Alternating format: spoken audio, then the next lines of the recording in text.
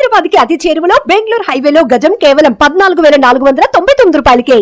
నమస్తే, welcome to మనం TV. నేను మీ ప్రియాంకరావు. ఉప్పల్లో దారుణం చోటు చేసుకుంది. లిటిల్ ఫ్లవర్స్ స్కూల్లో 2వ తరగతి చదువుతున్న చిన్నారిపై 9వ తరగతి చదువుతున్న విద్యార్థులు ముగ్గురు హత్యాచారానికి ప్రయత్నించారు. ఇక ఆ పిల్ల ఏడుస్తూ ఇంటికెళ్లి జరిగిందంతా తల్లిదండ్రులకి చెప్పడంతో ఈ విషయం వెలుగులోకి వచ్చింది. అయితే స్కూల్ యాజమాన్యం వచ్చేసి ముగ్గురులో ఒకరికి మాత్రమే టీసీ ఇచ్చి పంపించేసి ఇక మిగిలిన ఇద్దరిని కూడా రక్షించే ప్రయత్నం చేస్తున్నట్టయితే తెలుస్తుంది.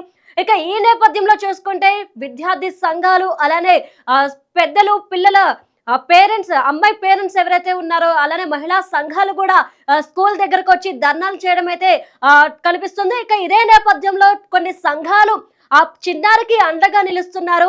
ఇక ఈ తరుణంలో చూసుకుంటే గనక పోలీసులు అయితే అక్కడ భారీగా మోహరించి ఎలాంటి దారుణాలు చోటు చేసుకోకుండా కూడా వారు ప్రయత్నాలు చేస్తున్నట్టు తెలుస్తుంది. ఇక ఇదే నేపథ్యంలో స్కూల్ పై కూడా కేసు నమోదైంది.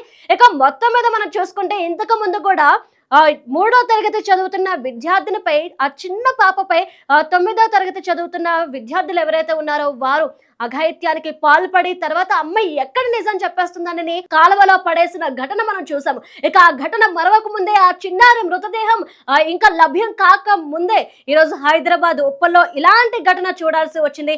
ఇక మొత్తం మీద చూసుకుంటే కనుక ఈ ఘటనకి ఎవరు బాధ్యులు అని మనం ఒక్కసారి ఆలోచిస్తే అందరూ కూడా తల్లిదండ్రులు అంటున్నారు, కొంతమంది స్కూల్ యాజమాన్యాన్ని అంటున్నారు. కానీ మనం సరిగ్గా గమనిస్తే ఇక్కడ తల్లిదండ్రులది ఎంత పాత్ర అయితే ఉందో ఈ దారుణం ఒడిగట్టడంలో, ఇక టీచర్స్ది కూడా అంతే పాత్ర ఉంది. ఎందుకు పిల్లలకి సంబంధించిన విషయంలో తల్లిదండ్రుల పాత్ర ఉంది అంటున్నాము అంటే, పిల్లలు ఏం చేస్తున్నారు, గడికి వారి ప్రవర్తన ఎలా ఉంటుంది, ఫోన్ ఇచ్చే ముందు ఫోన్లో వాళ్ళు ఏం చూస్తున్నారు అనేది మనం గమనించకపోవడమే ఈరోజు ఇలాంటి ఘటనలు మనం చూడడానికి కారణాలు అవుతున్నాయి. ఒక్కసారి తల్లిదండ్రులకు మేము చెప్తుంది ఏంటంటే, పిల్లల్ని పెంచడం తెలియకపోతే మీరు కనద్దు, కనేసి ఈ విధంగా వదిలేస్తే ఇలా చిన్నారిపై అఘాయిత్యాలు చేస్తుంటే ఆ తల్లిదండ్రులు పడే బాధకి మీరు కారణాలు అవుతారు. ఒక్కసారి ఈరోజు ఫోన్స్ చూసుకుంటే కనుక ఫోన్ అనేది చాలా ఇన్ఫర్మేటివ్ చెప్పాలి. ఎందుకంటే మనం చాలా విషయాలు మనం మొబైల్ నుండి నేర్చుకుంటుంటాము. కానీ ఎక్కడైనా మంచి ఎంత ఉందో చెడు కూడా అంతే ఉంటుంది. కానీ ఒక మెచ్యూరిటీ ఉన్నవాడు చెడుని మంచిని ఎలా తీసుకుంటాడు అనేది పక్కన పడితే, చిన్న వయసులో ఉన్నవాళ్ళు దేన్నైతే ఎక్కువగా చూస్తూ వస్తారో దానికి అలవాటు పడిపోతారు. వాళ్ళ మైండ్ సెట్ కూడా అలానే మారిపోతుంది. కాబట్టి ఫోన్ ఇచ్చే ముందు ఫోన్లో వాళ్ళు ఏం చేస్తున్నారు, ఏం చూస్తున్నారు, ఎలాంటి కంటెంట్ వాళ్ళకి స్క్రోల్ చేసేటప్పుడు వస్తుంది, దానివల్ల పిల్లల మీద ఎంత ఎఫెక్ట్ పడుతుంది అనేది ఒక్కసారి తల్లిదండ్రులు గమనించి ఉంటే ఈరోజు 9వ తరగతి చదువుతున్న విద్యార్థులకి ఇలాంటి ఆలోచన వచ్చేది కాదు. ఎందుకంటే ఆ వయసులో వారికి ఇలాంటి ఆలోచన ఏంటి, అసలు అఘాయిత్యం చేయాలన్న ఆలోచన రావడం ఏంటి, దీనికి సంబంధించి వాళ్ళకి పూర్తి అవగాహన కూడా ఉండని వయసు వారిది. ఇటు వారిని కూడా మనం తప్పనలేము.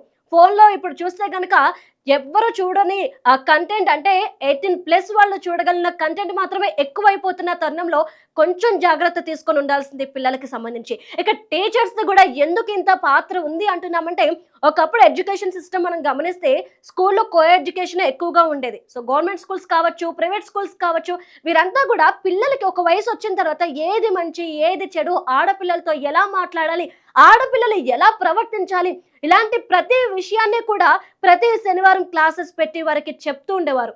కానీ ఇప్పుడు చూస్తే కనుక మనం అంత ర్యాంకుల వైపు పరుగులు తీస్తున్నాము. సో మేము 2 లక్షలు ఫీజు కట్టాం కదా, సో మా అబ్బాయి ఎందుకు టాపర్ రాలేదు అని ప్రశ్నిస్తున్నారు. కానీ మా అబ్బాయి నడవడిక మైండ్ సెట్ ఏ విధంగా ఉంది, ఎందుకు వాడి మైండ్ సెట్ తప్పుగా ఉంది అనేది ప్రశ్నించట్లేదు తల్లిదండ్రులు.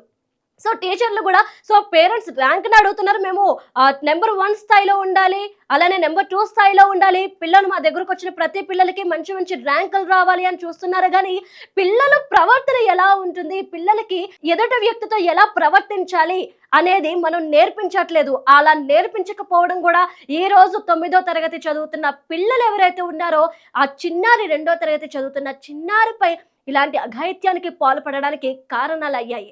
ఒకవేళ మనం చూసుకుంటే గనక చిన్న పిల్ల, ఆ పిల్లలో మనకి ఏం తెలుస్తుంది, ఇక్కడ మనం రెగ్యులర్ గా గమనిస్తే గనక ఒకప్పుడు పెద్దవాళ్ళ మీద జరిగే అఘాయిత్యాలు ఇప్పుడు చిన్న చిన్న పిల్లల మీద చూడాల్సి వస్తుంది. ఆరో వయసు లేదంటే ఈ 7వ వయసు ఉన్న వాళ్ళు, 8 సంవత్సరాలు ఉన్నవారు.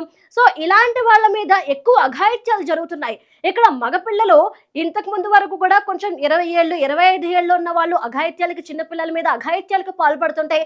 కానీ ఇప్పుడు 18 ఏళ్ళు కూడా నిండని మగపిల్లలు ఈ అఘాయిత్యాలకి పాల్పడుతున్నారు అంటే సమాజం ఎటుపోతుందో ఒక్కసారి ఆలోచించాలి. ఒక్కసారి మనం గమనిస్తుండాలి. నిజానికి చాలా బిజీ షెడ్యూల్లోనే మనం అందరం గడుపుతున్నాము. భార్య భర్త కలిసి బయటకెళ్ళి సంపాదిస్తేనే ఇల్లు గడిచే పరిస్థితి ప్రస్తుత రోజుల్లో ఉన్నప్పుడు మనం కూడా పిల్లల మీద ఒక కంట కనిపెడుతూ ఉండాలి. వాళ్ళ వ్యవహార శైలి మీద, వాళ్ళ మాటల మీద, వారి మైండ్ సెట్ మీద, వారు ఎలాంటి ఎలాంటి పనులు చేయడంలో ఎక్కువగా యాక్టివ్గా ఉన్నారు, ఇలాంటి వాటి మీద మనం ఎప్పుడైతే కాన్సన్ట్రేట్ చేస్తామో అప్పుడు ఇలాంటి ఘటనలు అనేవి మనం ఎక్కువగా చూడకుండా ఉంటాము.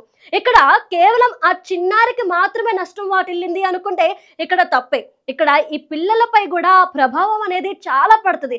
తెలుసో తెలియకో తెలియని వయసులో వీరు చేసిన తప్పు ఏదైతే ఉందో అది వారి భవిష్యత్తునే చిదిమేసే పరిస్థితికి వస్తుంది. ఒక్కసారి తల్లిదండ్రులకి, టీచర్స్కి చెప్తుంది ఏంటంటే, ఒక్కసారి పిల్లలకి చెప్పండి ఎవరితో ఎలా మాట్లాడాలి, ఆడపిల్లలతో ఎలా ఉండాలి, ఆడపిల్లలు మగపిల్లలతో ఎలా ఉండాలి. సో ఇవన్నీ ఎప్పుడైతే మనం నేర్పించడానికి సమయాన్ని కేటాయిస్తామో అప్పుడే ఇలాంటి ఘటనలు మళ్ళీ పునరావృతం కాకుండా ఉంటాయి. ఒక్కసారి తల్లిదండ్రులు ఆలోచించండి. పిల్లల్ని కంటే సరిపోదు, వారిని బాధ్యతగా పెంచగలము, బాధ్యత గల పౌరులుగా పెంచగలం, మంచి దారిలో నడిపించగలము అనే ధైర్యం ఉండి వారి కోసం మేము సమయాన్ని కేటాయించగలము అనుకుంటేనే పిల్లల్ని కనండి. లేదు అనుకుంటే గనక ఇదిగో ఈ రోజు ఈ పిల్లలు ఏదైతే చేశారో అలాంటి పనులు మళ్ళీ మళ్ళీ పునరావృతం అవుతూ ఉంటాయి. అలానే ఈ చిన్నారి తల్లిదండ్రుల కన్నీటికి కారకులుగా మిగిలిపోతారు. కాబట్టి ఒక్కసారి పిల్లల మీద పిల్లలకి సంబంధించి కాస్తంత సమయాన్ని అయితే కేటాయించండి.